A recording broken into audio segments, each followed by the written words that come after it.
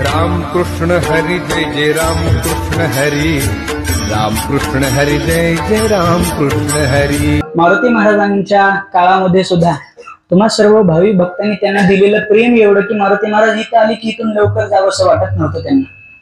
मारुती महाराजांचे काही आवडीचे गाव होते, त्यापैकी आपलं एक गाव। मारुती महाराजांच्या कृपा आशीर्वादाने हा सप्ताह चालू आहे। आतमध्ये मंदिरामध्ये दर्शनाला गेलो, पहिलं मंदिर असं दिसलं की ज्यामध्ये मारुती राय आहेत, विठ्ठल रुक्मिणी आहेत आणि शिवप्रभू आहेत। त्या सर्वांचं एक मिलाप स्थान या ठिकाणी दिसून आलं। हे बघा, थोडा वरचा आवाज कमी झाला तरी चालेल, फक्त इथं आपल्याला व्यवस्थित ऐकायला पुरे झालं। मारुती महाराजांच्या वगैरे या सर्व साधू संतांच्या कृपेने आपण या ठिकाणी एकत्रित उभे आहोत आणि उभे असून आज भगवंताचं चिंतन करणार आहोत। आजचा दिनविशेष असा आहे, आज हरिभक्तीपरायण संत श्रेष्ठ चोखोबाराय यांचा आजचा पुण्यतिथीचा दिवस आहे। चोखोबारायांचा आज पुण्यतिथीचा दिवस आहे। चोखोबारायांना तसं पाहिलं गेलं तर पहिलंच त्यांच्या कालावधीमध्ये सुद्धा लहान जात मधून वाळीत टाकलेलंच होतं। पुन्हा त्यांच्याच समाजांनी बौद्ध धर्म स्वीकारल्यानंतर त्यांची पुढे कोण पारायण करणार, कोण गाथेचं चिंतन करणार, कोण अभंग पाठ करणार, तेही राहून गेलं। अशा प्रकारे चोखोबाराय असणारे थोडस काळाच्या पडद्याआड गेल्यासारखं असं वाटतात, पण तसं काही नाही। आजही आपण त्यांची पुण्यतिथी उत्साहामध्ये साजरी करूच। आज भगवंताला प्रार्थना करू की चोखोबारायांचं जीवन चरित्र आमच्या जीवनामध्ये यावं, याच्यासाठी चोखोबारायांचं अंतकरण कसं आहे तसं अंतकरण आमचं बनावं। तुकोबाराय सांगतात चोखोबारायांचं अंतकरण कसं आहे। तुकाराम महाराज अभंगाच्या पहिल्या चरणात बोलतात, धन्य भावशीळ। चोखोबाराय कसे आहेत? भावशीळ आहेत। त्यांच्या अंतकरणामध्ये भाव आहे भगवंताविषयीचा। त्यांच्याकडे संपत्ती नाही, त्यांच्याकडे कुठल्या प्रकारची जातीची उच्चता नाही। चोखोबारायांकडे पाहायला गेलं तर वर्णाची उच्चता नाही, कुठल्या संस्काराची उच्चता नाही। असे असणारे तुकोबाराय म्हणतात त्यांच्याकडे एक गुण श्रेष्ठ आहे। कोणता गुण आहे? भावशीळ। म्हणून मी त्यांना धन्यता देतो। तुकोबाराय सांगतात धन्य भावशीळ। मग भावशीळ असणं म्हणजे काय हो? ज्याचं हृदय असणारं भगवंताला समर्पित असावं, परंतु मलिन झालेलं हृदय देवाला समर्पित करून भागत नाही। आपणही बघा की हो, चहा जरी प्यायचा असेल तरी कप धुतल्याशिवाय घेत नाही। मग ज्याच्यामध्ये देव साठवायचा ते अंतकरण किती शुद्ध लागेल, आणि ते चोखोबारायांचं अंतकरण आहे। तुकोबाराय सांगतात ज्यांचे हृदय निर्मळ, ज्यांचं हृदयच निर्मळ आहे, धन्य भावशीळ। ज्यांचे हृदय निर्मळ, काय करतात होईल निर्मळ हृदयाच्या द्वारे? भगवंताची नेमकी कोणती सेवा करतात? तुकोबाराय सांगतात पूजी प्रतिमेचे देव, संत म्हणती तेथे भाव। ते प्रतिमेचे देव पूजा करतात, प्रतिमेची पूजा करतात। प्रतिमेची पूजा म्हणजे काय? प्रतीक असणाऱ्या पंढरीनाथाची पूजा करतात। पूजी प्रतिमेचे देव। बर, हे देवाची पूजा करतात कुणाच्या सांगण्यावरून? तुकोबाराय सांगतात संत म्हणती तेथे भाव। जसं संतांनी सांगितलं तसा ते भाव ठेवतात। अशा प्रकारचे हे चोखोबाराय आहेत। आधी करून साधू संत आहेत ज्यांचं हृदय निर्मळ आहे, जे भावशीळ आहेत, जसं संतांनी सांगितलं त्याप्रमाणे देवाची पूजा करतात। म्हणूनच त्यांच्या ठिकाणी असणारा भगवंत असणारा ऋणी होतो। एवढंच नाही तर त्यांचं गुणदोष सुद्धा देव पाहत नाही। त्यांच्याकडून काही चुकलं तरी देव पाहत नाही। कसं पाहत नाही? तुकाराम महाराज सांगतात हे साधू संत असणारे, ज्यांचं अंतकरण निर्मळ आहे, असे असणारे देवाचं पूजन करत असताना त्यांना विधी वगैरे माहिती नाही कसं देवाचं पूजन करावं। आता मला सांगा, चोखोबाराय सारख्या महात्म्याकडे कुठून आलंय हो चंदन, कुठून आलंय गंध, अक्षदा, कुठून आलंय पंचामृत? त्यांच्याकडे जी असेल त्यांनी पूजा करणारे। त्या काळामध्ये तर त्या समाजाला देवापर्यंत जाण्याची सुद्धा मुभा नव्हती। अशा कालावधीमध्ये त्यांनी कशी पूजा केली असेल? काय त्यांना विधी निषेध माहिती असेल? तुकाराम महाराज सांगतात ते विधी निषेध जाणत नाहीत। विधी निषेध निनती, एक निष्ठा धरुणी चित्ती। एक निष्ठा त्यांच्या अंतकरणामध्ये आहे, विधी निषेध पाहत नाहीत। आणि अशा प्रकारे ते देवताचं पूजन करतात। पूजी प्रतिमेचे देव, संत म्हणती तेथे भाव। तुकाराम महाराज म्हणतात अशा साधू संतांसाठी देव त्यांना जसं पाहिजे तसा आकार धारण करून येतो। जसं देवाला सांगितलं देवा तू अशा अशा आकाराने धारण हो, असा असा आकार तू घेऊन जन्माला ये, असा असा आकार घेऊन तो अवताराला ये, असं म्हटलं की त्याच आकाराला देव सुद्धा जन्माला येतात। देवाला सुद्धा तसाच आकार धारण करावा लागतो। जसा भक्ताच्या अंतकरणामध्ये भाव आहे जसा तुकोबरायांच्या अंतकरणामध्ये भाव आहे तसाच देव पंढरीनाथ सुद्धा झालेला आहे. म्हणून तुकोबराय सांगतात, तुका म्हणे तैसे देवा होणे लागे त्यांच्या भावा. त्यांच्या भावा म्हणजे त्यांच्या अंतकरणात जसा भाव आहे तसं देवाला सुद्धा व्हावं लागते. अशा प्रकारचे हे संत आहेत आणि या संतांना मी धन्यता देतो असं तुकाराम महाराज म्हणतात. तुकाराम महाराज म्हणतात, धन्य भावशीळ ज्यांचे हृदय निर्मळ. अशा प्रकारे एकूण 4 चरणाचा हा अभंग आहे. या अभंगाचं विस्तारित चिंतन करू. प्रस्तुत अभंग जगद्गुरु तुकोबरायचा आहे. या अभंगाच्या द्वारे जगद्गुरु तुकोबराय संतांचं वर्णन करतात. तुकोबरायांचा तर तसा नियम आहे महाराज, देवाला सोडून कोणाचं वर्णनच करायचं नाही. कारण तुकाराम महाराज स्वतः सांगतात, कीर्ती मानवाची वर्णू नये. माणसाची कीर्ती वर्णन करायची, जरी वाटलं तरी स्तुती करू वाटली तरी देवाची करा, निंदा करायची असली तरी सुद्धा देवाची करा. तुकाराम महाराज सांगतात, स्तुती अथवा निंदा देवाची करावी, देवाची येरा मानवाची वर्णू नये. येरा मानवाचं त्याचं वर्णन करू नये. स्तुती करा किंवा निंदा करा, देवाची करा. बरं, तेवढं तर आम्हाला जमत नाही तुकाराम महाराज, पण तुम्हीच आज असणारं संतांचं वर्णन करताय म्हणून सांगितलं का हो? संतांच्या वर्णनामध्ये नेमकं तुम्हाला काय मिळतं? संतांच्या वर्णनामधून काही लाभ प्राप्त होतो बघा. आपली जी प्रवृत्ती आहे ना, काहीतरी मिळाल्याशिवाय पुढे पाऊल नाही माणूस उचलणार. काहीतरी मिळालं पाहिजे. बाकीच्याच द्यावं सोडून काहीतरी मिळाल्याशिवाय महाराज लोक सुद्धा तारका घेणं झाली. बाकीच्याच काय दसं? ज्यांनी परमार्थाचा असणारा झेंडा घेऊन फिरायचा, ज्यांनी सांगायचं वैराग्यवान राहावं, त्यांनी सुद्धा ठरविल्याशिवाय गाडीमध्ये पाऊल नाही टाकायचं, अशी परिस्थिती आलेली आहे आज. एखादी शेजारणीच्या नातवाचं जरी वर्णन करायचं असेल ना, तर ताकाच्या अभिलाषेनं वर्णन करतात, असं आपल्याकडे सर्वत्र प्रचलित कथा आहे. सांगण्याचा उद्देश आहे की कुणीही व्यक्ती असा नाही की ज्याला काहीतरी लाभाशिवाय त्याचं असणारं पुढं मन धावते. कारण तुकाराम महाराज म्हणतात, लाभाची असोसे पुढे चाली म्हणा, धनाचा कृपाना लोभू जैसा. जसा कृपण व्यक्तीला धनाचा लोभ असतो, तसा आपल्या मनाला सुद्धा काहीतरी पाहिजे असल्याशिवाय आम्ही तिथे येऊन बसणार नाही.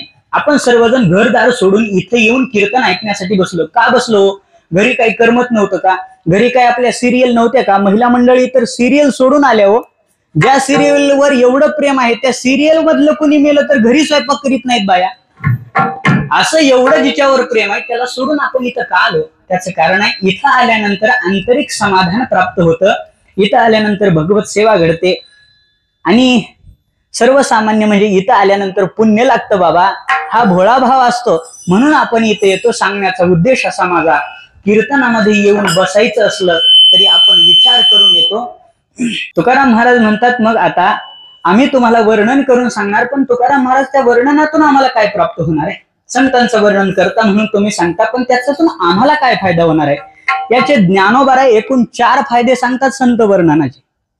पहिला फायदा याच्यामध्ये आहे संत वर्णनाचा. काय आहे? तर आपल्या वाचेला विश्रांती प्राप्त होते, म्हणून वाचेला समाधान देण्यासाठी तरी तुकोबराय असणाऱ्या संतांचं वर्णन करतात. उगाच संतांचं वर्णन तुकोबराय करत नाहीत. तुकाराम महाराज सांगतात, ज्ञानोबराय सांगतात, ऐके जेथ वाचा विसवे ते साधू कथा. साधू कथा म्हणजे साधू महात्म्याचं चरित्र याच्यासाठी श्रवण करायचं, त्या साधू महात्म्याचं कीर्ती आपण याच्यासाठी श्रवण करायची की आपल्या वाचेला विश्रांती प्राप्त व्हावी म्हणून. तुकाराम महाराज आज त्यांच्या वाचेला विश्रांती प्राप्त व्हावी म्हणून या साधू संतांचं वर्णन करतात. एक भाग. दुसरा भाग आहे कशासाठी साधू संतांचं वर्णन करायचं. दुसरा भाग हा आहे की आपण साधू संतांचं वर्णन केलं की आपण देवाला आवडायला लागतो. देवाला जर आवडायचं असेल तर एकमेव उपाय आहे, आपल्याला साधू संतांचं वर्णन करावं लागेल. कसं काय हो? देवाला जर आपण प्रिय व्हायचं असेल तर साधू संतांचं वर्णन करून कसं काय भागेल? जर समजा आपल्याला भूक लागली तर आपल्याला जेवावं लागेल ना. खंडू भैया जेवले म्हणून माझी भूक भागणार आहे का? नाही भागणार. तसं संतांचं वर्णन करून जी संतुष्टता प्राप्त व्हायची ती तर देवाकडून कशी काय होईल? याचं कारण असं आहे. एक उदाहरण आपल्याकडे सांगितलं जातं बघा. गर्भवती स्त्री आहे. गर्भवती स्त्रीच्या गर्भामध्ये असलेल्या जर मुलाला जेवू घालायचं असेल तर काय करावं लागेल? काय करावं लागेल सांगा की जरा. म्हणजे मला माहिती नाही म्हणून विचारतो. काय करावं लागेल? आईला आमंत्रित करावं लागेल. आई जेवल्यानंतर त्या गर्भाला वेगळं आमंत्रण देण्याची गरज आहे का? गर्भाला वेगळं आमंत्रण देण्याची गरज नाही. राजा विजयी पिता सुखावत जाय. मुलाचा विजय झाल्यानंतर बापाला म्हणावं लागत नाही तो आनंदी हो, त्याचा विजय झाल्याबरोबर त्याला आनंद आहे.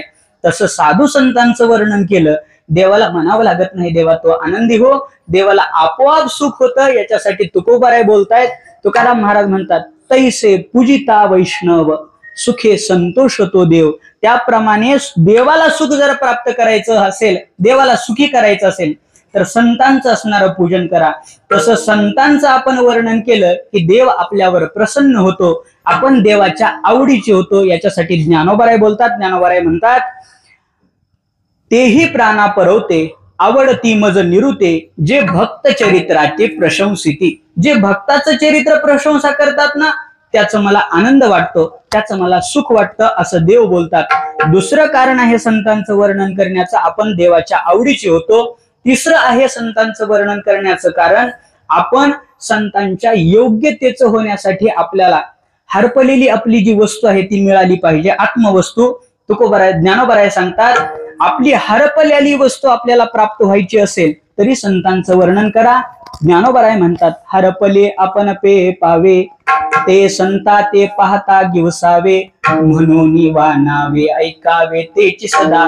तेच सातत्यानं ऐका, तेच वर्णन करा, जेणेकरून त्या साधू संतांच्या वर्णनाने आपली हरपलेली वस्तू आपल्याला प्राप्त होईल.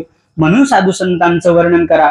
आणि चौथं कारण आहे साधू संतांचं वर्णन करण्याचं, त्यांची आठवण जरी केली तर ते त्यांची योग्यता आपल्याला प्रदान करून देतात. ज्ञानोबाराय सांगतात, विपाये जरी आठवला चित्ता, तरी ते आपुलीच योग्यता. एवढं साधू संतांचं असणारं वर्णनाचं फल आहे. म्हणून तुकाराम महाराज आज साधू संतांच्या वर्णनासाठी प्रवृत्त झालेले आहेत. आणि साधू संतांचं वर्णन करण्यासाठी जेव्हा प्रवृत्त होतात तेव्हा 3 प्रकाराने वर्णन केलं जातं. 1, त्यांचं नामस्मरण करून वर्णन केलं जातं. 2, त्यांचं कार्य सांगून वर्णन केलं जातं. आणि 3, त्यांचा असणारा स्वभाव सांगून वर्णन केलं जातं. पहिलं आहे नामस्मरण करून त्यांचं नाव घेऊन वर्णन केलं जातं. बघा आपल्याकडं नमो ज्ञानेश्वरा नमो ज्ञानेश्वरा, पुढं निवृत्ती उदारा सोपान देवा, मुक्ताबाई नमो त्रिभुवन पावनी, आद्यत्रय जननी देवाचे. याच्यामध्ये सगळ्या साधू संतांचं नाव घेतलं तरी नाव घेऊन वर्णन केलं जातं. कधी कधी त्यांचं कार्य सांगून वर्णन केलं जातं. जे का रंजले गांजले त्यासी म्हणे जो आपुले, तोच साधू ओळखावा देव तेथेची जाणावा. हे जे वर्णन करणं आहे ना, हे वर्णन त्यांचं कार्य सांगून वर्णन करणं आहे. कधी कधी त्यांची पवित्रता सांगून वर्णन केलं जातं. पवित्र सोवळी एक तीच भूमंडळी, ज्यांचा आवडता देव अखंडित प्रेमभाव. बर, कधी कधी असणारा त्या साधू संतांचा स्वभाव वैशिष्ट्य सांगितलं जातं. आणि तेच स्वभाव वैशिष्ट्य अभंगाच्या पहिल्या चरणामध्ये तुकोबाराय सांगतात. धन्य भावशीळ ज्यांचे हृदय निर्मळ. या चरणामधून तुकोबारायांनी साधू संतांच्या स्वभावाचा परिचय दिलेला आहे. कसा आहे त्यांचा स्वभाव? ते भावशीळ आहेत. शीळ या शब्दात, शीळ हा प्रत्यय आहे बरं का. हा शीळ हा शब्द कधी जोडला जातो? मयठ हा प्रत्यय लागला जातो संस्कृतच्या भाषेमध्ये. इथं शीळ म्हणजे परिपूर्ण, भावाने युक्त असतो, त्याला भावशीळ असं म्हटलं जातं. बघा, शीलवान आपण म्हणतो, धनवान आपण म्हणतो, तसंच भावशीलता आहे. या ठिकाणी ज्या संतांच्या हृदयामध्ये भावशीलता आहे त्याला धन्यता देतात तुकोबाराय. आपल्या धन्यतेचा विचार वेगळा आहे, साधू संतांच्या धन्यतेचा विचार वेगळा आहे. बघा, धन्यता तुम्हालाही हवी वाटते, मलाही हवी वाटते, साधू संतांना ही धन्यता हवी वाटते, पण आपली आणि त्यांच्या धन्यतेत काही फरक आहे. काय फरक आहे? शास्त्रकार सांगतात, धन्यत्वम इच्छन्ति सर्वे संस्कृतः प्राकृत जनाः भूधन पद लाभेन धन्यम मन्यन्ते प्राकृतः. या श्लोकाचा अर्थ असा होतो की सगळ्याला धन्यता पाहिजे, कुणाला धन्यता नकोय हो. आपल्याला धन्यता प्राप्त व्हावी म्हणून आपली किती हडबड चालू आहे. आपल्या भाषेत हडबडच, किती हडबड चालू आहे. अहो काही धन्यता, धन्यता म्हणजे काय? मान्यता. धन्यता म्हणजे वेगळं काय नाही, सर्वांनी मान्य करावं आपल्याला, याच्यासाठी किती धडपड चालू आहे. आपल्याच वाढदिवसाचे बॅनर आपल्याला लावावं लागायला लागलेत, कटआउट लावतात की नाही लोक, फक्त मोठेपणा मिळवण्यासाठी. बरं, इथं धन्यता आहे, आपली धन्यता वेगळी आणि त्यांची. आपली कोणती धन्यता आहे? भूधन पद लाभेन धन्यम मन्यन्ते प्राकृतः. शास्त्रकार सांगतात, आपल्याला थोडीशी जमीन मिळाली की आपल्याला वाटतं धन्य झालो. भू लाभेन धन्यम मन्यन्ते म्हणजे जमिनीचा लाभ झाला, आपल्याला धन्यता वाटते. पद लाभेन धन्यम मन्यन्ते, एखादं पद प्राप्त झालं आता पाहिलं या इलेक्शनला जरा थोडं जास्त कळायला लागलं त्या राजकारणातलं. उगं सर्व सर्व बघावं म्हणून उगं पाहत असतो मी. काय धडपडी चालू आहेत, काय एकमेकावर आरोप करणं चालू आहे, काय फुटाफुटी चालू आहे. आपले दारे कमी फुटत असतील एवढे पक्ष फुटले महाराज. सांगण्याचा उद्देश काय माझा, पद लाभेन धन्य म्हणते. पद प्राप्त व्हावं आणि त्या पदाच्या प्राप्तीनं धन्य मानून घेणारे लोक या जगामध्ये निघाले. आमची तुमची अपेक्षा त्या पदाकडे आहे. आणखी कशाची अपेक्षा आहे? भूधन पद लाभेन. भूधन पैसा प्राप्त झाला की आपल्याला धन्यता वाटते. पद लाभेन धन्य म्हणते. पद प्राप्त झालं की धन्यता वाटते. आपली सगळी आवड जी आहे ना, सगळी आवड हे संसार मोठं करण्याची आवड आहे. तुकाराम महाराज सांगतात आपली जेवढी आवड संसार मोठं करण्याची आहे ना, तेवढी कशाचीच आवड नाही आपल्याला. मी एका मोठ्या साधूकडून ऐकलं होतं खंडूदादा. त्यांनी सांगितलं होतं की जेवढं लोक संसारामध्ये प्रयत्न करतात ना, तेवढाच प्रयत्न जर परमार्थामध्ये केला तर प्रत्येकाला देव भेटेल. एवढा असणारा देव सुलभ आहे. पण माणसाची आवडी देवाकडे नाही, माणसाची आवडी संसाराकडे आहे. किती आवडी आहे? तुकाराम महाराजांनी एक उदाहरण सांगितलं. म्हणे एक गावातला व्यक्ती सकाळी सकाळी डब्बा घेतला आणि बाहेर निघाला. तेव्हा काही घरातच करायची सोय नव्हती. डब्बा घेतला आणि बाहेर निघाला. आता कुठं निघाला ते काही मी सांगत नाही तुम्हाला, पण निघाल्यानंतर त्यानं त्याचं काम उरकलं. आता डब्बा कसा झाला? अगोदर पाण्याने भरलेला होता, आता कसा झाला? रिकामा. कोण म्हणलं भरलेला? मग त्यानं कशाचा वापर केला? सांगण्याचा हे जरा 5G ने ऐकावं लागतंय. मी काही लय स्पष्ट बोलणारा महाराज नाही. रिकामा डब्बा घेऊन येत होता. डब्बा रिकामा घेऊन येत असताना काय केलं त्याने? असे खडे निवडले आणि खडे घेऊन डब्बा भरत होता. तुकाराम महाराजांनी विचारलं, का रे बाबा, कशासाठी हे खडे कशासाठी भरतो डब्यामध्ये? काय नाही म्हणे, घराच्या समोर जी जागा आहे त्याच्यामध्ये थोडं थोडं पाणी साचते पाऊस आल्यानंतर, त्याच्यामध्ये टाकण्यासाठी म्हणून घेऊन जातो. म्हणजे गेलाय कशासाठी, करतोय काय, गेलाय कशासाठी आणि त्याच्या मनामध्ये आवडी कशाची आहे. तुकाराम महाराज सांगतात संसाराच्या तो एवढं वेठीला पडला, एवढं त्याला संसाराची आवडी लागली, तो गेलाय एका कामासाठी आणि साचवतोय काय? दगड साचवतोय. दगड हवं जाता दगड साची अंतरी हा संकल्प. किती आवडी आहे महाराज संसाराची. बरं, संसाराची आवडी आहे, ते संसार तरी आपण आपल्यासाठी करतो का? संसार करतो ते लोकांसाठीच की. याच्यासाठी तुकाराम महाराजांनी एक दृष्टांत फार उत्तम दिला. तुकाराम महाराज म्हणतात एक उकिरडा आहे. त्या उकिरड्यावर एक कोंबडा निघाला, चरण्यासाठी निघाला. उकिरड्यावर कोंबडा निघाला. कोंबड्याला 5 पाय असतात, बरोबर? किती असतात? मला वाटलं आमच्याकडेच 5 आहेत. किती पाय असतात दादा? 2 पाय असतात. कोंबड्याला 2 पाय असतात. निघाला चरण्यासाठी. कोंबडा शेतात जातो. कुठे जातो? उकिरड्यावर जातो. उकिरड्यावर निघाला. उकिरड्यावर निघाल्यानंतर कोंबडा जरी एकटा गेलेला असेल तरी त्याला त्याच्या घरचे एकटं सोडत नाही. त्याच्या मागे त्याचे पिलावळी येतात. त्या कोंबड्याला, एका कोंबड्याला 5-6 बायका होत्या आणि 10-15 त्याला पोरं होते. एवढे सगळे घेऊन निघाला. आता तो स्वतःच्या चरण्यासाठी म्हणून घरातून बाहेर निघाला. उकिरड्यावर आला. आता उकिरडा उकरतोय. उकिरडा उकरत असताना दोन्ही पायानं उकिरडा उकरतोय म्हणल्यानंतर त्यानं पायानं उकरल्यानंतर त्याच्या तोंडापुढे पडत असेल की नाही रे दादा? कुठं पडतंय? कोंबड्यानं उकरल्यानंतर भाग पडते, पाठीमागं पडते. मग पाठीमागं पडल्यानंतर ते घरचे काय त्याला असं निवडून बाजूला काढून ताटात आणून देत असतील काही, खा बाबा तूच उकरलेला आहे म्हणून. मग ते काय करतात?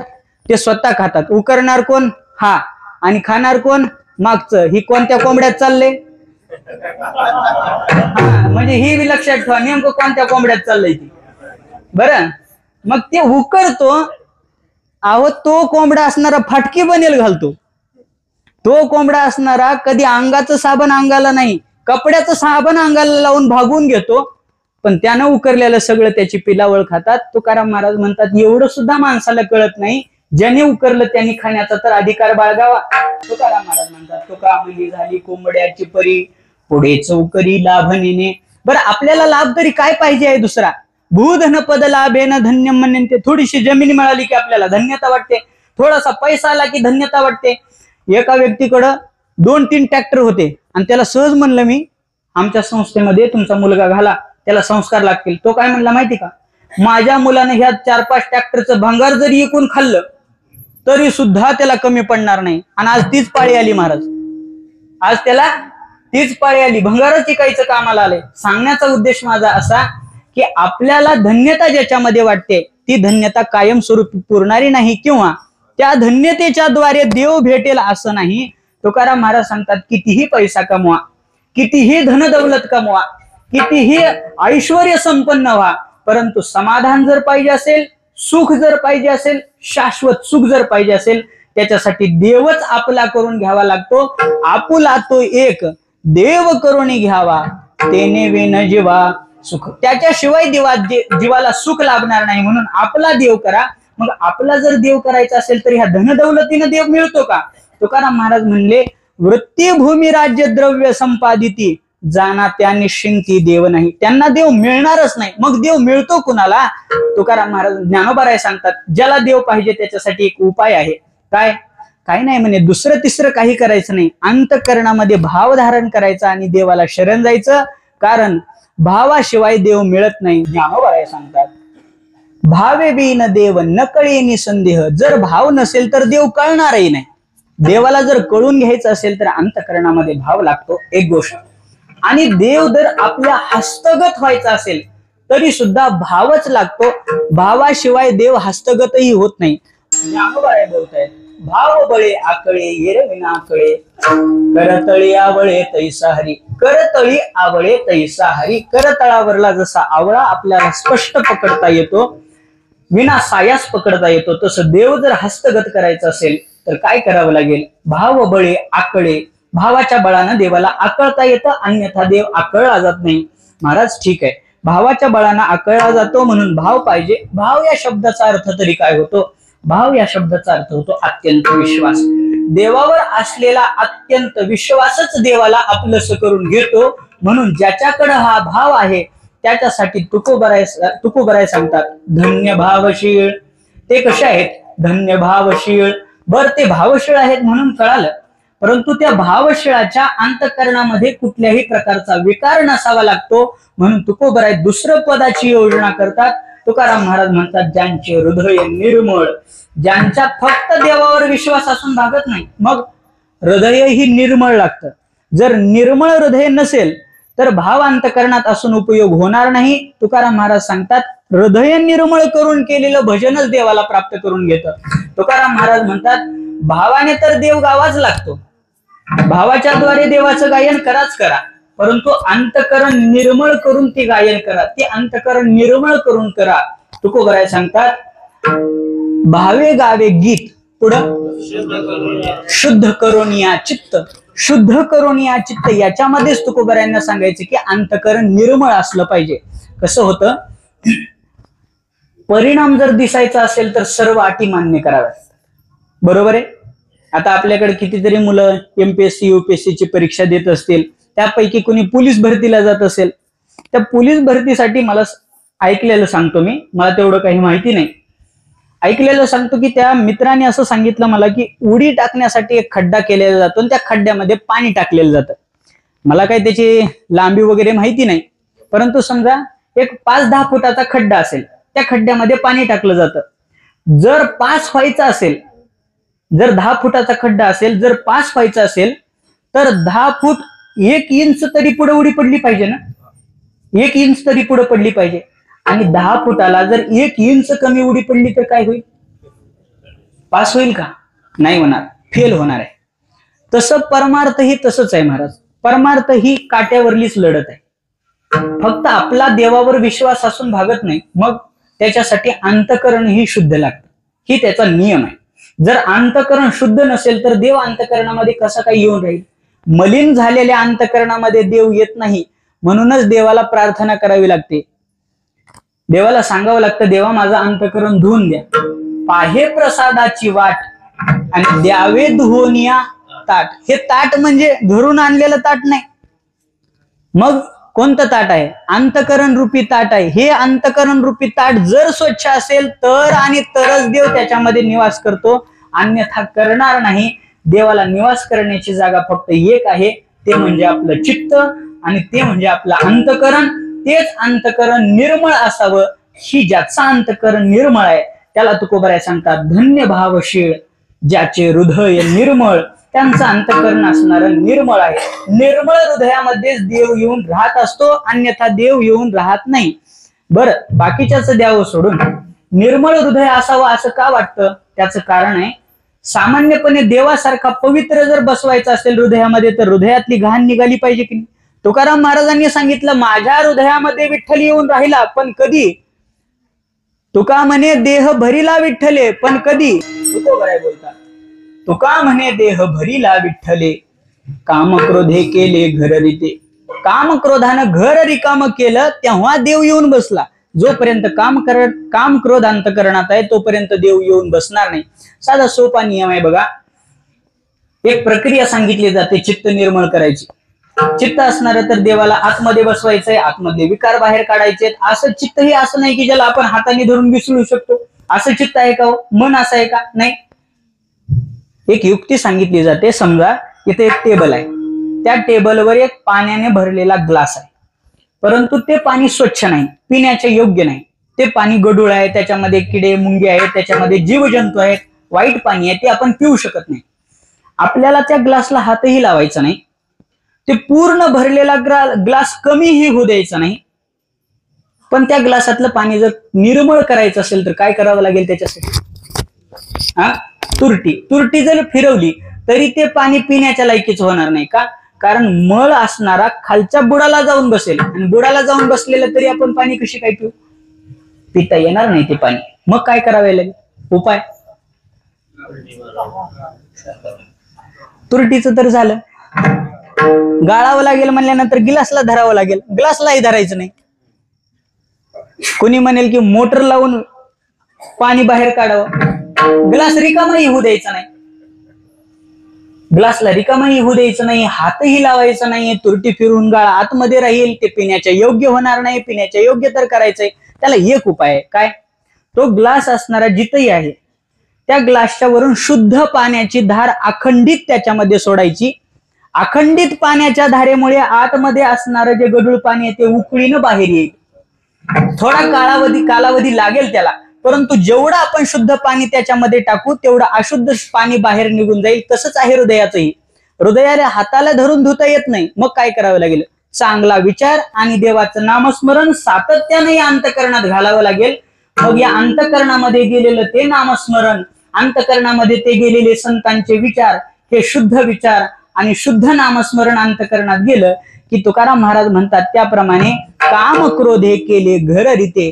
त्यांना काढावं लागलं नाही, केले, त्यांचे त्यांनी बाहेर निघून गेले, पण कधी? आतमध्ये देव आणायचा प्रयत्न केल्यानंतर।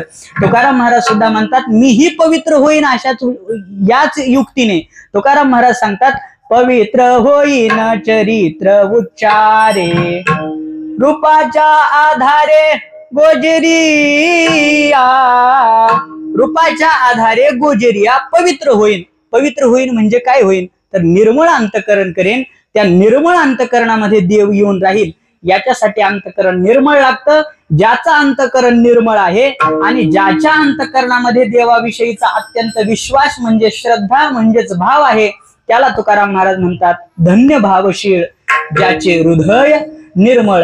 निर्मळ हृदयाचे आणि ज्यांच्या अंतःकरणामध्ये भाव आहे असे भाविक काय करतात? कृती पूजी प्रतिमेचे देव। आपण सर्वजण प्रतिमा पूजा करतो।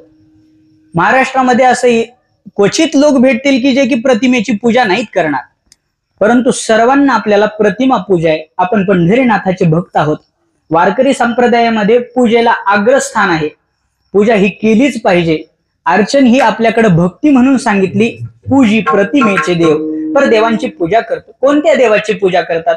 प्रतिमेच्या देवाची पूजा करतात। प्रतिमेच्या देवाचा अर्थात प्रतीकाच्या देवाची पूजा करतात। जो सर्व जगाला चालना करणार आहे, जो सर्व जगाची निर्मिती करतो, त्या तर देवाला जाऊन पूजता येत नाही। मग काय करावं लागेल? काय नाही, त्याचं प्रतीक इथं उभं करावं लागेल आणि त्याची पूजा करावी लागेल। प्रत्येकाला पंढरपूरला जाऊन देवाला काही अभिषेक घालता येईल का? जर आपण सर्वांनीच ठरवलं दररोज जाऊन पंढरपूरच्या देवाला अभिषेक, होईल शक्य? होणार नाही शक्य। मग आपण त्याच प्रतीक असणार आपल्या गावात ठेवलं, त्या गावाचा अभिषेक आपल्याला करणं शक्य आहे। बरं, गावात सर्वांना जाऊन पूजा करण्यासाठी त्रास होईल, वेळ कमी पडेल, याच्यासाठी आपल्या घरामध्ये प्रत्येकाच्या घरामध्ये पूजा आहे। आपला धर्म आहे तो पूजा करणं, आणि हे ज्यांचं हृदय निर्मळ आहे, जे भाविक आहेत, ते काय करतात तर प्रतिमेच्या देवाची पूजा करतात. बरं, यांना प्रतिमेच्या देवाची पूजा करायला सांगितलं कोणी? तुकोबाराय सांगतात दुसऱ्या चरणामध्ये, पूजी प्रतिमेचे देव संत म्हणती तेथे भाव. जिथं संतांनी सांगितलं तिथं ते भाव ठेवतात आणि देवाची पूजा असणारी करतात. तुकाराम महाराज म्हणतात ते संत जसं सांगतील तसं वागतात. संत जसं सांगतील तसं वागतात. आपल्याला हे सगळं काही पूजेतलं कळत नाही बरं का. आपल्या जरी घरी पूजा असेल, आपण दररोज जरी करत असो, तरी कर्मकांडातलं एवढं नाही कळत आपल्याला बाबा. आपण जो पूजा करतो ना, ते आपण भावनेच्या पोटी पूजा करतो. खरं पाहायला गेलं तर भावनेच्या पोटी पूजा करतो म्हणून आपलं भागायला लागले. जर कर्मकांडाप्रमाणे जर पूजा करायची म्हणलं तर आपल्याकडून पूजा होत नाही. बाकीच्याच जाऊ द्या हो. आपण जेवण करायला बसल्यानंतर पाणी फिरवतो की नाही ताटावर भोवती. जर समजा जिथं सारवल्याला दिसल तिथं खोगा भरून पाणी घेऊन आपण फिरवतो, ज्याच्यामध्ये हात सुद्धा धुवून निघावा एवढं तर काही लोकांची तरतूद असते. आणि जिथं समजा स्टाईलची फरशी असेल तिथं उग थोडस बोट बुडवतो आणि फिरवतो.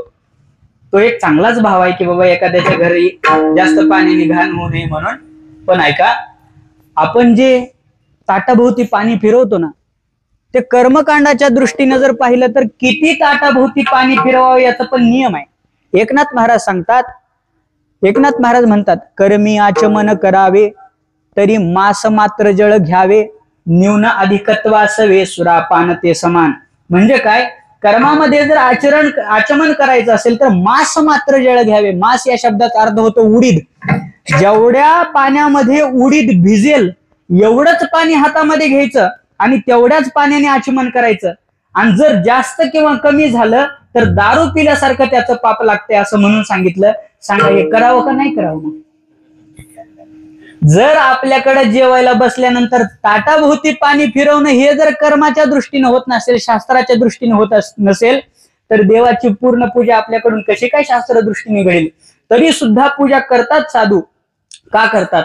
काही नाही, फक्त एकच, संत म्हणती तेथे भाव. एक वेळ साधूने सांगितलं, येऊन मारुती बाबाने सांगितलं, हा पूजा कर बाबा, हा करायला चालू केली. मारुती बाबाने सांगितलं वारी कर, वारी करायला चालू केली. जसं संत म्हणतील तसं जो वागतो त्याला तुकोबाराय सांगतात धन्य आहे म्हणे तो. कारण त्याला जरी पूजेमधलं विधिनिषेध जरी नसलं कळत, तरी त्याचा अंतःकरण देवाच्या ठिकाणी समर्पित आहे म्हणून तो भाग्यवान आहे.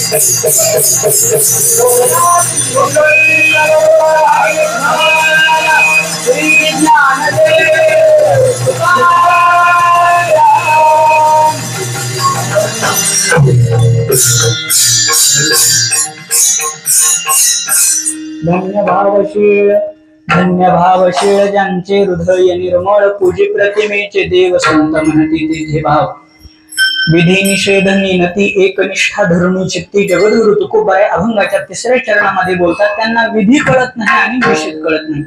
विधी आणि निषेध या शब्दाचा अर्थ होतो विधी म्हणजे शास्त्रामध्ये पद्धतीने ज्या वागणं सांगितलंय तसं वागणं म्हणजे विधी, आणि निषेध म्हणजे जसं वागू नका म्हणून सांगितले ते सुद्धा वागण्यात येणं म्हणजे निषेध. विधी निषेध निनती हे त्यांना दोन्ही वागता येत नाही, कळत नाही. आम्ही बरोबर आहे की चूक आहे हे सुद्धा माहिती नाही. असं असणं याला विधी निषेध निनती म्हणतात.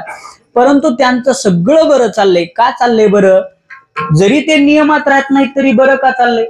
मोठ्याचे लेकर असतील, मोठ्याचे लेकर नाहीत ते, मग फक्त त्यांना एक कळतं, एक निष्ठा धरुणी चित्ती, ते निष्ठेनं परमार्थ करतात म्हणून त्यांचं सगळं भागतंय. कसं आहे, चोखोबारायांचं तरी दुसरं काय होतं? ज्यांची आज पुण्यतिथी आहे चोखोबारायांचं तरी काय होतं? जातीनं तरी काही शूद्रच जातीनं, कुठली श्रीमंती नाही, कुठला मोठेपणा नाही. अशाही अवस्थेमध्ये चोखोबारायांचं जीवन म्हणजे देवाला समर्पितच होतं. की एक प्रसंग सांगितला जातो आपल्यापासून इथं जवळ तिरुपती जवळ एक, तिथलं गावाचं नाव मला काही आठवत नाही, पण तिथे एक कन्नप्पा नावाचा एक व्यक्ती राहत होता. तो पारध्याचा होता आणि पारध्याचा असल्यामुळे तो कायमस्वरूपी जंगलात राहायचा. त्या जंगलामध्ये एक शिवालय होतं. आपलं महादेवाचं मंदिर बघितलं म्हणून आठवलं म्हणून सांगतो. तिथे एक शिवालय होतं आणि त्या शिवालयामध्ये तो जायचा सहज. एक दिवस मोठा लवाजमा घेऊन तिथला राजा आला आणि राजाने येऊन तिथे अभिषेक केला. आणि तिथे एक ब्राह्मण दररोजच अभिषेक करायचा, परंतु राजाचा अभिषेक त्याने पाहिला. राजा आला. राजा आल्यानंतर ब्राह्मणाच्या सांगण्याप्रमाणे अगोदरच्या दिवशी जे देवावर वाहिलेली फुलं वगैरे असतात त्याला निर्माल्य असं म्हणतात. ती निर्माल्य बाजूला काढलं, देवावर पाणी घातलं. पाणी घालून झाल्यानंतर देवावर फुलं टाकली, देवाला नैवेद्य दाखवला आणि तो निघून गेला. हे असणार त्या पारध्यानं पाहिलं आणि पारध्याच्या मनामध्ये एक गोष्ट आली की आपणही देवाची पूजा केली पाहिजे. पूजी प्रतिमेचे देव, त्यालाही असं वाटू लागलं की आपण देवाची पूजा केली पाहिजे. मग त्यानं काय केलं, आता पारधीचा येतो त्याच्या घरी एवढे पंचपक्वान्न किंवा आरती करण्यासाठी आरती नाही, पंचामृत घालण्यासाठी पंचामृत नाही. मग त्यांनी काय केलं, दुसऱ्या दिवशी त्यांनी विचार केला आपल्यालाही देवाचा अभिषेक करायचा आहे. काय जे केलं ब्राह्मणांनी ते आपल्यालाही जाऊन करायचं. मग त्यांनी काय केलं, घरून निघत असताना विचार केला, हा काय करावं लागेल आपल्याला जात असताना काहीतरी हातामध्ये फुलं घेऊन जावी लागतील. बरं, फुलं हातामध्ये घेतली पाहिजे म्हणून त्यांनी फुलं तोडली. फुलं तोडल्यानंतर त्याला विचार आला त्या देवाला काहीतरी खायला लागेल ना, मग देवाला खायला घेऊन जायचं. मला सांगा पारध्याच्या घरी कुठलं आलंय हो पंचपक्वान्नाचं? मग पारध्याच्या घरी काय असतं, मांस. त्यांनी जसं तो मांस खातो तसंच एका हातामध्ये मांस घेतलं, एका हातामध्ये फुलं, दुसऱ्या हातामध्ये मांस. त्याच्या पायामध्ये काही जोडा वगैरे काही नाही.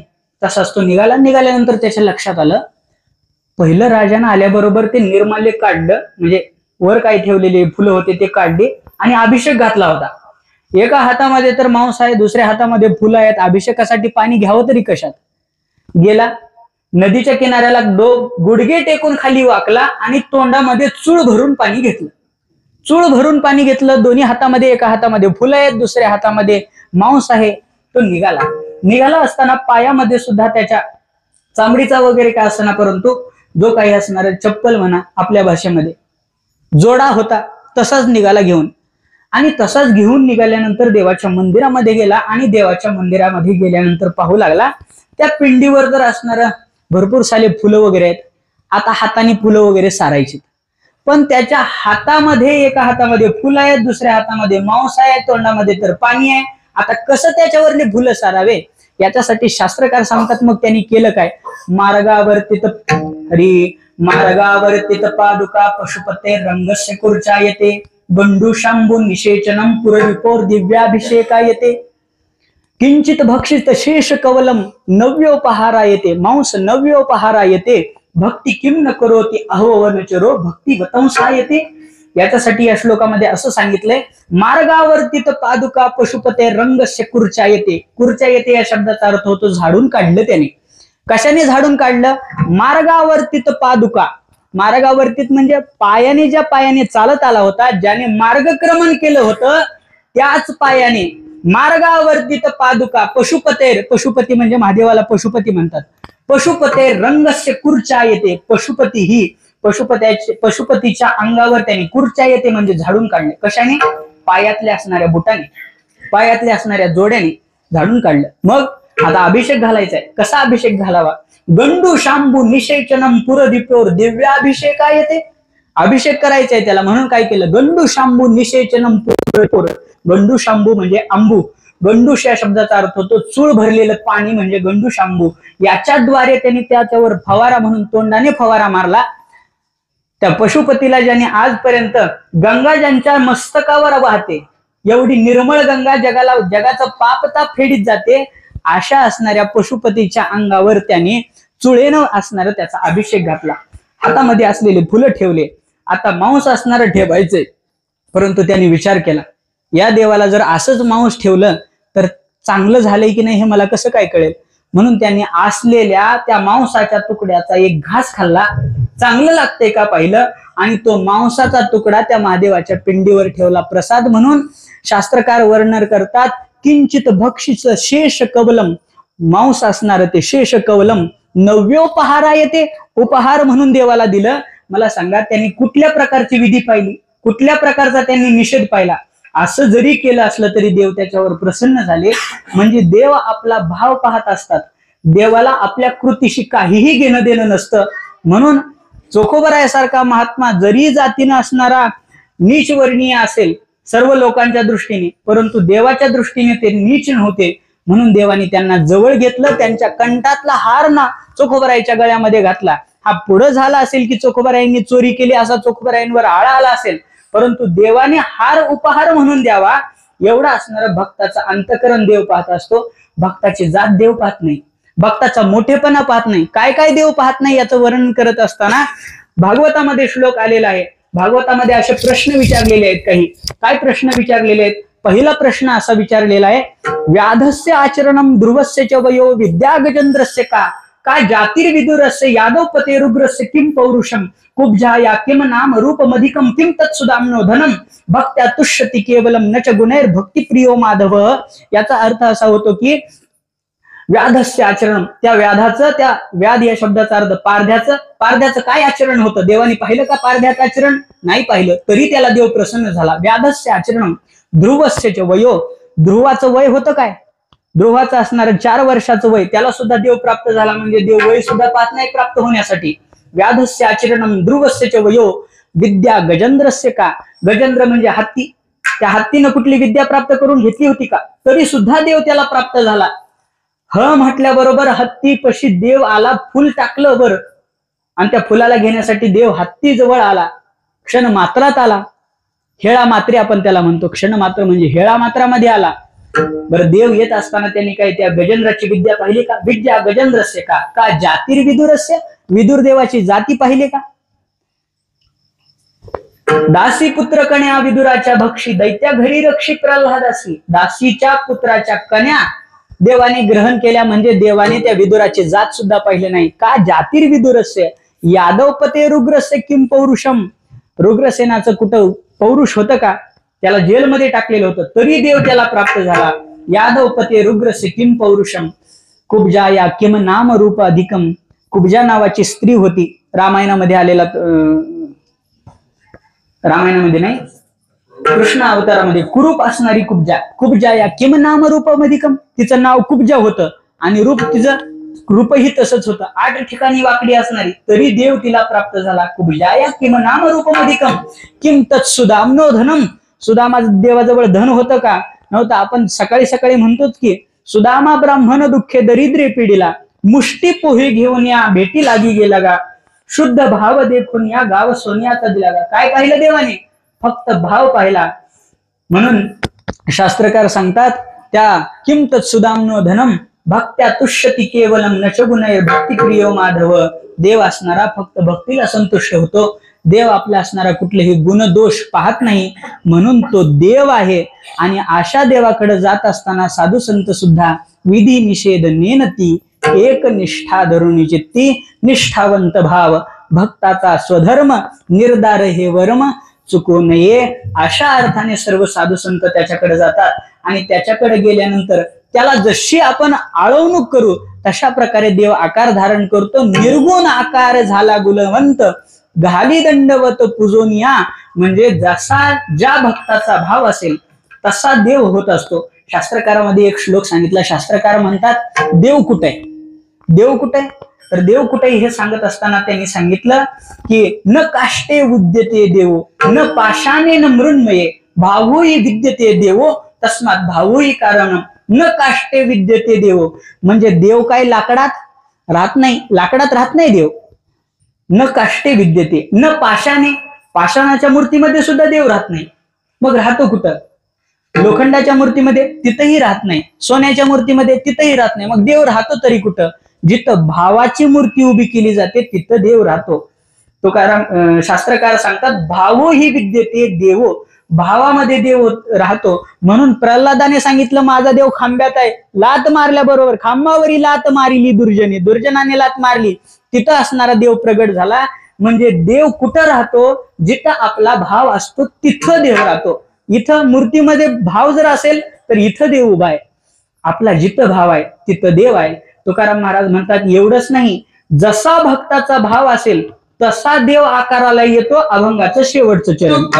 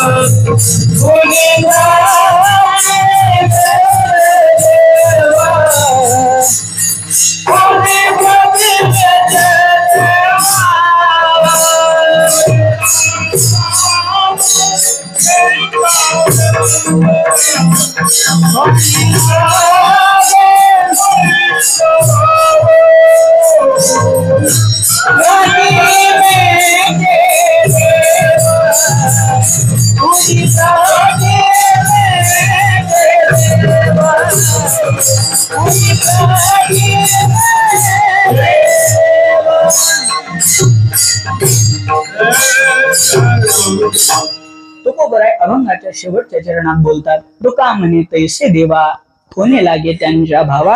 जसा त्यांचा भाव असेल तसं देवाला आकार धारण करावा लागतो. म्हणून तर सांगितलं जातं बघा, आणि याला रूपाबळे कोरोनी खळे हरिदासे. हरिदासाने खळ केलं. खळ केलं म्हणजे काय केलं? खळ केलं म्हणजे आपण शेतात करतो तसं खळ केलं का? खळ या शब्दाचा अर्थ होतो हट्ट करणे. लहान मुलगा पाय खोडून जो हट्ट करतो त्याला खळ असं नाव दिलेलं आहे. खळ करतो तो. आपण म्हणतो की बोलत बोलत असताना पोरग लईच खळीला आले, खळीला आले म्हणजे काय, तो खळ करतो, हट्ट करतो आणि त्या हट्टामुळे आपल्याला त्याला जो मागेल ते द्यावं लागतं. तसं हे साधू संत सुद्धा देवापुढे हट्ट करतात, देवाला सांगतात तो अमुक अमुक अशा अशा अवताराने आमच्या समोर ये, आम्हाला तुझी भक्ती करायची आहे. तुकाराम महाराज तेच इथं सांगतायत की ते देव येतो, परंतु कशाच्या जोरावर येतो, भावाच्या जोरावर येतो.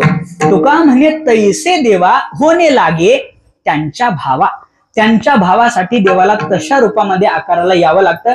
एक प्रसंग सांगितला जातो, एक पारधी होता आणि त्या पारध्याला असणार जो कोणी त्याच्या वाटेवरून जाईल त्याला मारायचा तो पारधी. एक साधू निघाला आणि साधू निघाल्यानंतर त्या गावकऱ्यांनी भरपूर जणांनी सांगितलं, खंडूदादांनी सांगितलं असेल, समजा इथं उभारल्या सगळ्यांनी सांगितलं जाऊ नका बाबा त्या मार्गाने, तिथं मार्गाने जर तुम्ही गेलात तर तिथे एक पारधी आहे, तो तुम्हाला मारून टाकेल, खाऊन टाकेल, तुम्हाला असणारा त्रास होईल त्याचा. तरी त्या असणाऱ्या साधूंनी काही ऐकलं नाही आणि जो देहावर उदास नाही त्याला साधूच कसं म्हणावं, ज्याला देहाचीच अपेक्षा आहे त्याला साधू कसं म्हणावं. तो असणारा साधू निघाला, निघाल्यानंतर गेला आणि गेल्यानंतर त्या पारध्याने त्याला धरलं. पारध्याने धरल्याबरोबर पारधी म्हणाला कुठून आलात तुम्ही, एवढं गोड नसतंय बोलत म्हणा, पण मला कठोर बोलता येत नाही म्हणून बोलायला लागलो. त्याने सांगितलं कुठून आलात, काय आलात, त्याला बसवलं. त्याने सांगितलं आम्ही देवाची भक्ती करणारे, आम्ही साधू आहोत. साधू आहात का, मी आजच म्हणे प्रवचन ऐकून आलोय, साधूची असणारी सेवा करावी लागते, बरं झालं तुम्ही माझ्याकडे आलात, तुम्ही साधू आहात, मला तुमची सेवा करायची आहे, माझ्या अंतःकरणामध्ये तुमच्या विषयीचा निर्मळ भाव आहे असं त्यांनी सांगितलं. साधूने विचार केला ह्याच्या घरचा पाहुणचार तरी घ्यावा कसा, पारधीच आहे म्हणल्यानंतर ह्याच्या घरचा पाहुणचार कसा घ्यावा. यांनी पाणी जरी दिलं तर त्याच ग्लासामधून पाणी देणार आहे, त्याच मडक्यामधून पाणी देणार आहे, ज्यांनी हा पितो आणि हा काही खात असताना कंदमुळं खाणारा नाही, हा मांस खाईल, मांस खाल्लेल्याच तोंडाने पाणी पिईल, त्यानेच मलाही पाणी जर दिलं तर कसं होईल, त्याच्या घरचं पाणीही प्यायचं नाही अशा मनामध्ये दृढ विश्वास घेतला त्या साधूने. साधू त्या पारध्यासोबत गेला, कुटिया होती, त्या कुटियेमध्ये साधू गेला आणि साधू गेल्यानंतर साधू बसला. साधू बसल्यानंतर त्याने विनंती करायला चालू केली, साधू महाराज तुम्हाला काही रिकाम्या हाताने मी जाऊ देणार नाही, काहीतरी घ्या की. साधूने सांगितलं पाणी नको मला, काही खायला आणून देऊ का. त्याने सांगितलं खायचंही नको, आता दिवस मावळलेला आहे, मी काय करतो आता आराम करतो. साधूने विचार केला हा पारधी आहे, ह्यानं सकाळी किती 10-11 वाजता उठणार, म्हणजे पारधी असतील तेवढे 10-11 वाजता उठतात असं काय अर्थ घेऊ नका, आजकाल कुणीही 10-11 वाजता उठायले. सांगण्याचा उद्देश माझा असा होता की साधूने असा विचार केला की हा उठेल कधी, हा सूर्यवंशी असेल, तो असणारा सकाळी सकाळी काय उठणार नाही, मग आपण काय करू, ह्याला आश्वासन देऊ मी तुझ्या घरी थांबतो, तुझा पाहुणचार घेतो म्हणून. यांनी उठण्याच्या अगोदर ब्रह्ममुहूर्तावर उठावं, 3 वाजता उठावं आणि आपलं निघून जावं असा विचार साधूने केला आणि साधू असणारा त्याच्याच त्या पडवीमध्ये झोपला. साधू झोपल्याबरोबर याने विचार केला या पारध्याने, साधू तर झोपलेला आहे, साधू जर सकाळी सकाळी लवकर उठून गेला आणि मला जर उठायला उशीर झाला तर साधू जाईल आणि साधू गेल्यानंतर साधूला पाहुणचार न केल्यामुळे आपल्याला पाप लागू शकतं बाबा, म्हणून आपण झोपायचंच नाही. त्यांनी ठरवून दिलं आपल्याला झोपायचंच नाही. तो असणारा काठी घेऊनच बसला, आता झोपायचं नाही हे त्यांनी ठरवून दिलं. साधू महात्मा असणारा त्याच्या नियमाप्रमाणे ब्रह्ममुहूर्तावर उठला. उठल्याबरोबर साधू महात्म्याने इकडं तिकडं बघितला, आपला कमंडलू घेतला, आपलं दरबाचं आसन घेतलं, निघून साधू त्या कुटियेच्या बाहेर पाय टाकून निघणार, तेवढ्यामध्ये हा दत्त म्हणून पुढे उभा राहिला आणि म्हणाला साधू बाबा स्नानावर चाललात का, या मग स्नान करून तुम्हाला मी जेवण करण्यासाठी तयार करून ठेवतो म्हणे, काय लागतं तुम्हाला जेवायला. साधू महात्म्याने सांगितलं काय लागतं म्हणजे तुला नेमकं काय सांगू. तो म्हणला काही सांगा, 4 पायाचं सांगा, 2 पायाचं सांगा, काळ्या पंखाचं सांगा, पांढऱ्या पंखाचं सांगा, तुम्हाला जसं सांगायचंय तसं सांगा, मी तुम्ही म्हणाल ती भाजी करून देतो तुम्हाला. साधू महात्मा म्हणला हे तर कधी न ऐकलेलं कधी पाहिलेलं याचे नावं घेऊ लागला, याच्या बरोबर जेवण करणं म्हणजे माझं आजपर्यंत जीवनामध्ये केलेलं सर्व वाया घालणं, खायचं तर काहीच नाही. मग साधूने एक युक्ती केली. साधू महाराजांनी सांगितलं मी एक प्राणी सांगतो म्हणे, तो प्राणी जर आणून दिलास तर मी त्याचं जेवण केल्याशिवाय राहणार नाही. कसा आहे तो प्राणी. मग साधूंनी वर्णन करण्यासाठी सुरुवात केली.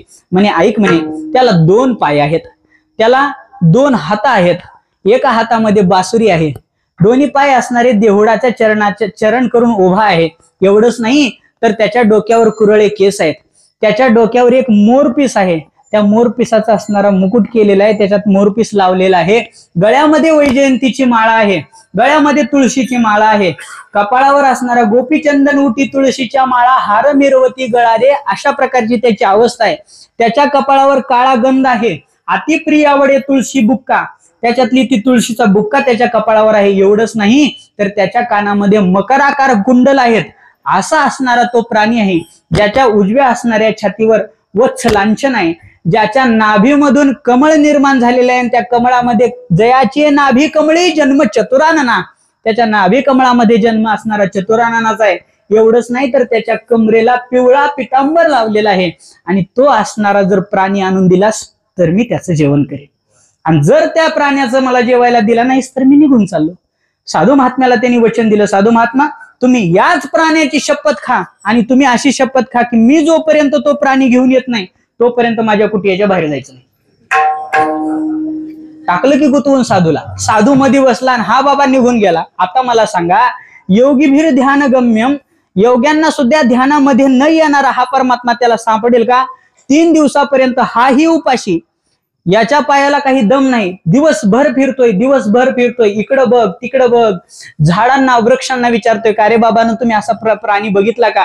त्याच्या मनामध्ये एकच ध्यास की हा साधू महात्म्याला हा प्राणी द्यायचा आहे ना, त्याच प्राण्याचा ध्यास. म्हणजे ज्याचं आपल्याला ध्यान होत नाही त्याचं ध्यान तो पारधी असणारा 3 दिवसापर्यंत हृदयात घेऊन फिरतोय. एकादशी आपल्याला फराळ केल्याशिवाय होत नाही, त्यानं 3 दिवस उपवाशी आहे, अन्नाचा कण नाही पोटामध्ये, ना पाणी पिलं नाही, असा असणारा तो देवाचं ध्यान करत निघालेला आहे. हुडकतोय, शोधून कंटाळा आला. त्याने विचार केला, साधू महात्मा घरी बसवलाय, साधू महात्मा 3 दिवसापासून उपवाशी आहे, त्याला आवडीचा असणारा जर प्राणी मी दिला नाही तर मला किती मोठा अपराध लागेल. याच्यासाठी मी जर असाच मला तो प्राणी भेटत नाही म्हणून जर गेलो तर माझ्या असणाऱ्या पारधीपणाचा काय असणारा महिमा म्हणून सांगावं. म्हणून त्याने एक विचार केला, चिता रचली, आणि चिता रचल्यानंतर विचार केला, हा जर देह साधूच्या एका कामाला पडत नसेल तर या देहाला ठेवून काय करायचे.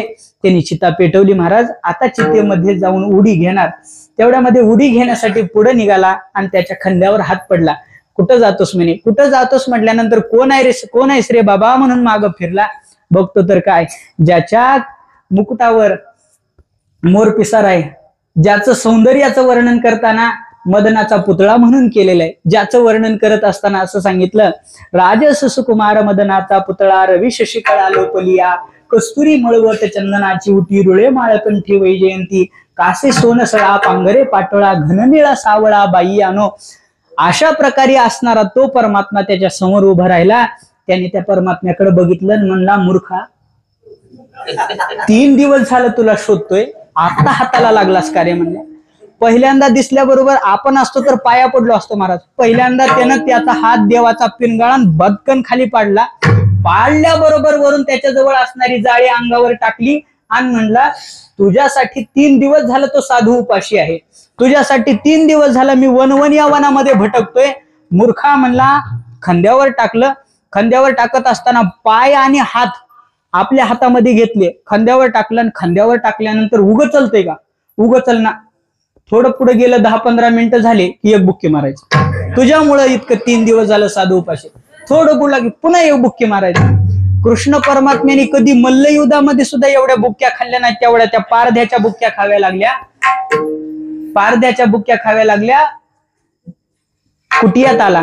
कुटियामध्ये साधू बसलेला होता. साधू महात्म्यासमोर जसं आपण पोत गुणी वज झाल्यानंतर कसं झटकन टाकून देतो की तसंच त्याने देवाला समोर टाकलं. त्या साधू महात्म्याने ओळखलं, हा तर कृष्ण परमात्मा आहे. साधू महात्म्याने देवाचं दर्शन घेण्याच्या अगोदर त्या पारध्याचं दर्शन घेतलं. त्याला सांगितलं, मी ज्याच्यासाठी जीवन उद्ध्वस्त करून फिरत होतो तो असणारा तुला प्राप्त झालाय, म्हणजे तुझ्या अंतकरणातला भाव माझ्यापेक्षा श्रेष्ठ आहे. किती भाव आहे त्याचा? अभंगाच्या पहिल्या चरणासारखा, धन्य भावशीळ ज्यांचे हृदय निर्मळ, त्याचं हृदय निर्मळ आहे. पूजी प्रतिमेचे देव, प्रतिमेची पूजा करत होता, 3 दिवस प्रतिमा मनामध्ये वागवत होता, त्यानं पाहिलं नव्हतं देवाला. कशाच्या जोरावर? संत म्हणती तेथे भाव. संतांनी जिथं सांगितलं तिथं त्याचा भाव होता. त्याला ते देव आहे याचा विधी नव्हता, त्याच्यासोबत कसं वागावं याचा निषेध कळत नव्हता. विधी निषेध नेनती, पण एक निष्ठा होती, त्याला मिळवायचे आणि साधूला त्याचं जीवन घालायचे. विधी निषेध नेनती, एक निष्ठा धरुणी चित्ती. एवढा सगळा त्याचा अधिकार असल्यामुळे देवाला सुद्धा त्याच्या भावासारखं त्याला प्रगट पाहावं लागलं. म्हणून तुकाराम महाराज सांगतात, तुका म्हणे तैसे देवा होणे लागे त्यांच्या भावा. त्याच्या भावासारखा देव झाला. आणि साधू महात्म्याने सुद्धा अगोदर त्या पारध्याचं दर्शन घेतलं आणि मग देवाचं दर्शन घेतलं. सांगण्याचा उद्देश एवढाच की देव असणारा आपली धनसंपत्ती पाहत नाही, आपला अधिकार पाहत नाही, देव एकच पाहतो अंतःकरणातला आपला भाव. आणि जोपर्यंत तारुण्याचा मद जिरत नाही आपला, जोपर्यंत सगळ्या संसाराविषयी असणारी जी आपली आसक्ती सुटत नाही, आणि जोपर्यंत आपल्याला त्याच्याशिवाय आश्रय नाही ही खात्री पटत नाही, तोपर्यंत हे गुण येत नाहीत. ज्या दिवशी हे सगळे गुण आपल्यामध्ये आले, समजावं आपलं जीवन धन्य झालं. ते फक्त आपलंच नाही तर तुकोबरायच्या सुद्धा दृष्टीने आपलं जीवन धन्य होईल. तुकाराम महाराज सांगतात, धन्य भावशीळ ज्यांचे हृदय निर्मळ. अशा प्रकारे या अभंगाचा अर्थ आहे. जसं माझ्या बुद्धीला वाटला, जसं सुचला त्याप्रमाणे सांगण्याचा प्रयत्न केला. यामध्ये जे काही चुकीचा भाग असेल तो माझ्या वैयक्तिक बुद्धीचा दोष आहे. माझ्या बोलण्यामधून जर तुमच्या हृदयाला एखादाही शब्द टोचला असेल, बोचला असेल, उदार अंतःकरणाने क्षमा करा. जर एखादा शब्द असाही असेल की या गादीवरून उच्चारायचा नाही, तरी सुद्धा तो उच्चारला गेला असेल, तरी सुद्धा मला क्षमा करा. माझा भाव हा तुम्हाला हसवण्याचा नव्हता, माझा भाव हा तुमचं मनोरंजन करण्याचा नव्हता. माझा भाव फक्त एक होता, तुकोबरायचा अभंग आपल्याला जसा समजला तसा समजून सांगण्याचा मी प्रयत्न केला. याच्यामध्ये जर माझी न्यूनता राहिली असेल तरी क्षमा करा. न्यूनते पुरते अधिकते सरते, करून घ्यावे तुमते विनवित असे. बोलण्यामधून चूक झाली असेल तर बोलिलेले कुरे वेडे वाकुडे उत्तरे, करा क्षमा अपराध. महाराज तुम्ही सिद्ध.